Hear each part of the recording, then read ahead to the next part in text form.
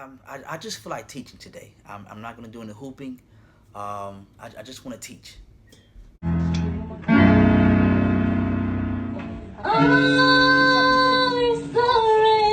So first thing we see, the key that the musician had the soloist going in, it was too high. It was too high, unless she was supposed to start really low.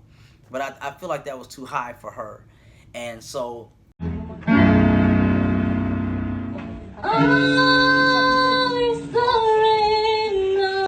if you're put in that situation and you don't know what key the singer wants, or you're not sure, and you don't want to pick the wrong one, don't start the song off. If they say, go ahead, start off, I surrender all, you give it back. Say, hey, okay, you go ahead, you start it off, and then I'll catch you. And then that way it's on them, and the singer can start in the key that they're comfortable with. Okay? That's number one. Number two.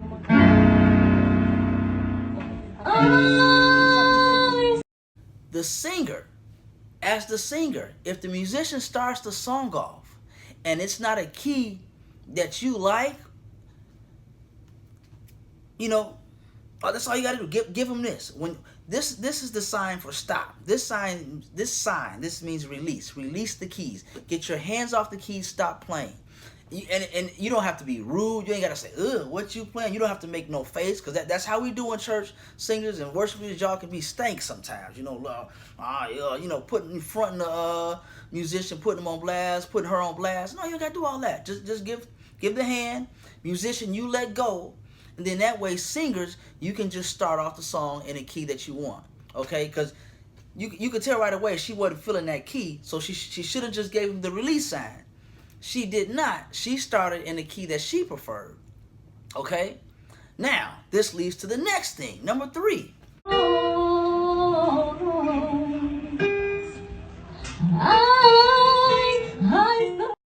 Musicians. If you don't have perfect pitch, you can't just be pecking away. You can't be, And this is the thing. I don't have perfect pitch. I really don't. But if you don't have perfect pitch, that's okay. Turn the volume down on the keyboard. And then once you hear the key, once you got it, then you turn up. Then you come in killing, Then once you have it, then you can come in, doing all of that good stuff. But until you have it, turn that keyboard. Don't peck loud, because that's distracting to the singer, and it's throwing the singer off, and it's like, oh, well, what's going on? It's confusing, I understand you're trying to find a key, but you can't peck. And I'm a pecker too, but I turn it down. You got to be smooth with it. You got to be smooth. That's all I'm saying. Now, for singers, this is the other side of it. You have to have a 3-peck rule. Once you get to that 3rd peck, the musician is out. So what I'm saying is this. Singers, if you start a song and you hear the musician trying to find your key, they're doing all that kind of stuff. Once they hit the 3rd note, and if that's not your key, you got to give them another release. You got to release. You got to give them another one. Release. Take your hands off the keyboard. And like I said, you don't have to say it. You don't have to frown up on it. You can still be singing. You can still be worshiping, and just give them that. Okay? And that means take your hands off the keyboard, let go and let God. Just sit back and enjoy the song. Okay? So, because all of that, it can throw you off. It can get distracting.